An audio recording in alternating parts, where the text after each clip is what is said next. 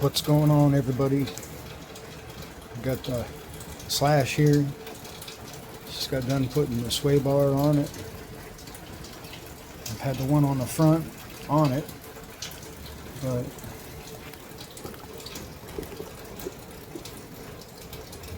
there's that sway bar that I just installed.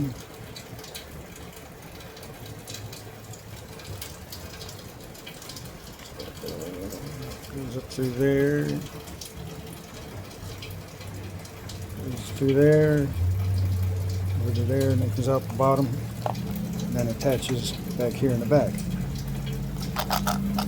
Well, I said I was going to do a video yesterday about putting the sway bars on my Rustler, and I love this new body. Look how easy, one-handed, taking this body off.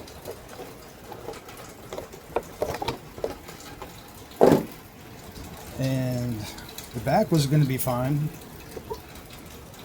Back has the mounts and everything there already built into the suspension arms and stuff, but this isn't to the point where it needs a sway bar. So I was going to put the front on. Well, when you look here, you put the body on, and you see how this mounted on here. There's the hardware. These little short ones here are for the front, and then you have these little collars that actually hold it in place. But I'll show you. Here's the actual sway bar, and I will show you why you can't use the sway bar on the two-wheel drive.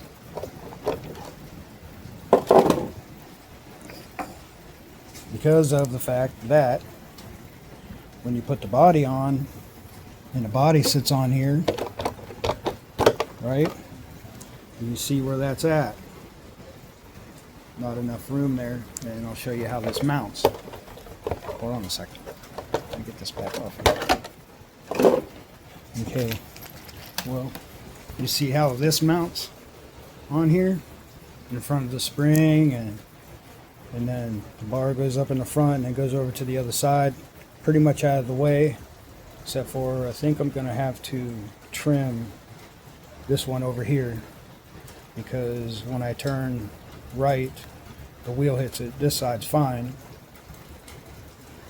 This side hits this side and this side. So you see how this is mounted on here? Well, this one mounts the same exact way with these little tiny, what would be turnbuckles there, right where my thumb is.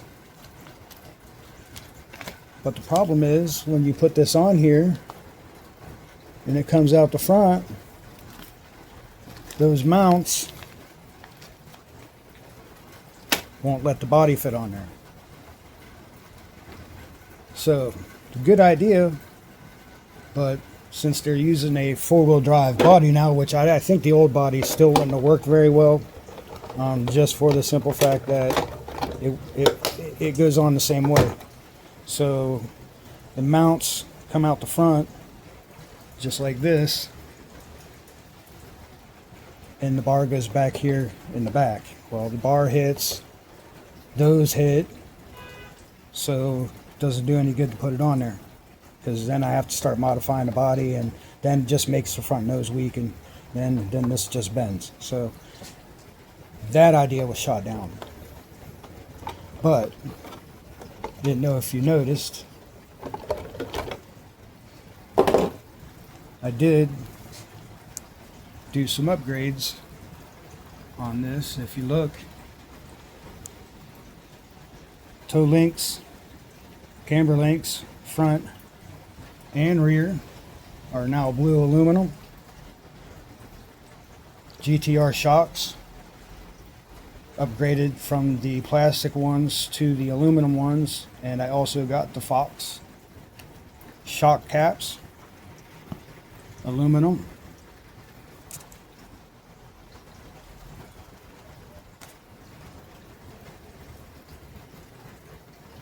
And these shocks are way better than the stock Ultra shocks. Trust me. Because those are what I took off of here. Because I took these stock shocks off of this one and put them on the two-wheel drive Slash. These are the stock shocks that come on the car. So now I have GTR shocks on here and front and rear. So I'm going to see how these work. I left the stock fluid at them, which is 30 weight.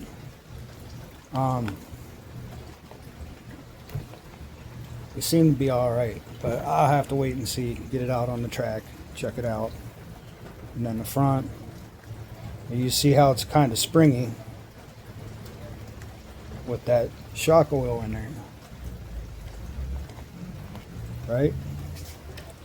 Well, these upgraded shocks that I used on here, I put 60 weight in the back and I put 40 weight in the front.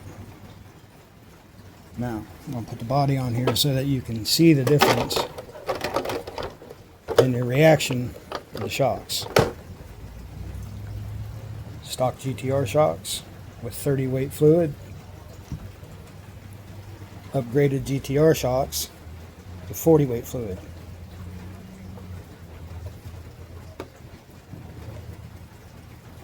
See the difference? Doesn't bounce. It's nice and smooth, slow. Now I'll take this off of here and you can also see the back. Doesn't spring up, nice and smooth. Now take this off here and you can see the shocks in action.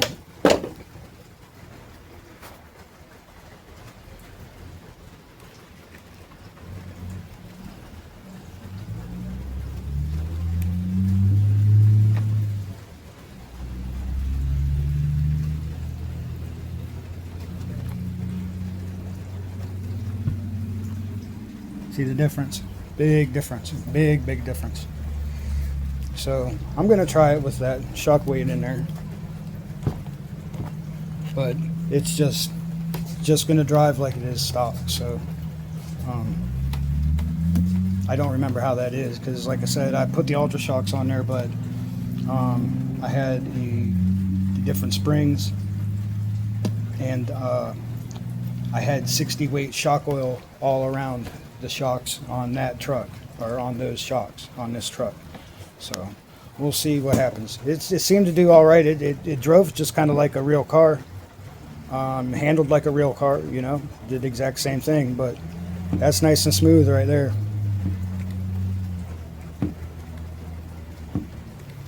So, and yeah, and for those of you that are thinking about buying the Hot Racing sway bars, let's just say that this is the remnants of one that I had installed on here, but I didn't have this installed on here the way that they showed you to install it on the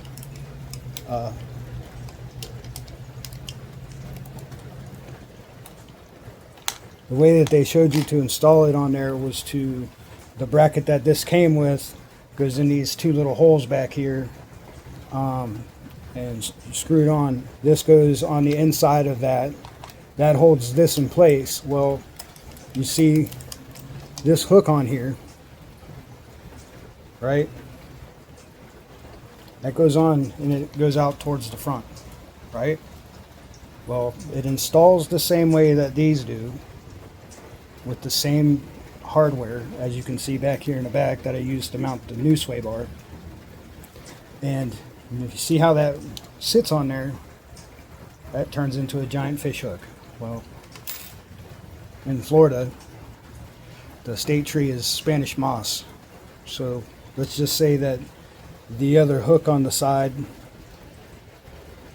is now laying over there on the table because I decided to put it on that way, and Spanish moss got tangled all around it, and I had to cut the Spanish moss off of the axle and around everything else. So That's not a good way. So I turned it around.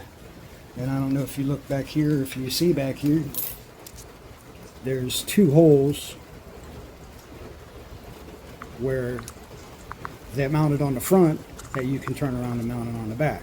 Well, I put it on the back. And I put it on this way, right? Well, guess what? Same thing. Turned into a hook. When I drove over Spanish Moss, I was out in the field somewhere. I didn't even see it. And it just completely wrapped around and busted the hook off the other side and bent it. I kind of tried to bend it back to where it kind of looks normal, but it was messed up. So, and here you can see that the inside of this body, I put Gorilla Flex Seal on this. Well, it held up for, you know, probably about a year, and then it got dry and then started cracking. But it did save my body. I mean, as you can see, on this side over here, it's a big crack right there. It goes from that spot to that spot. Well, needless to say, this would have been ripped off of here, but I put the tape on it and kept it in place. But the Gorilla Flex Seal actually helped out a lot. So let me put this body on here.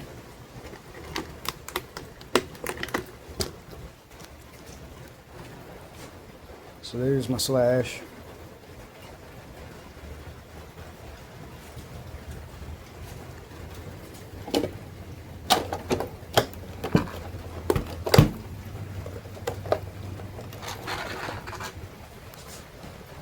And there's my wrestler.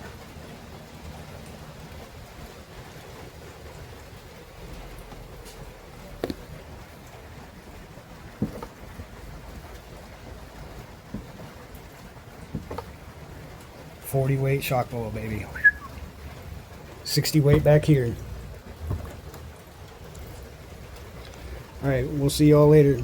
Have a good day, and don't forget, if you try to put them hot racing sway bars on there, the back's not worth it. The front does kind of do a bit helpful. It is kind of helpful, but we'll see how much by putting the back on this helps out, because it was really sagging and swaying last time I raced it. So we'll give it a try. So have a good afternoon.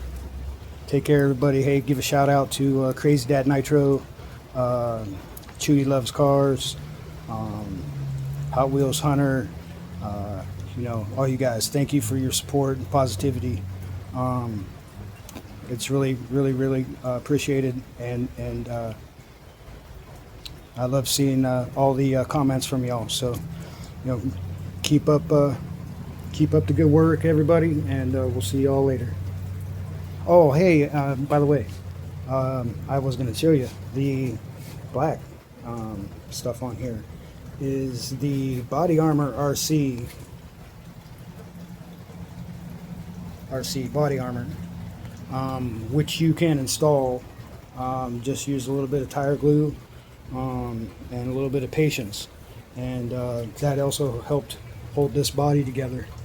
I haven't done the Rustler because when I tried to order it, they were sold out and back ordered, so I haven't gone on there for a little bit. But as you can see, I got the sticker on there and ready to go. So whenever I do get it, I can install it, and I'll probably do a video on the Rustler because it's not quite as intricate as the Slash here. But y'all take care and stay positive.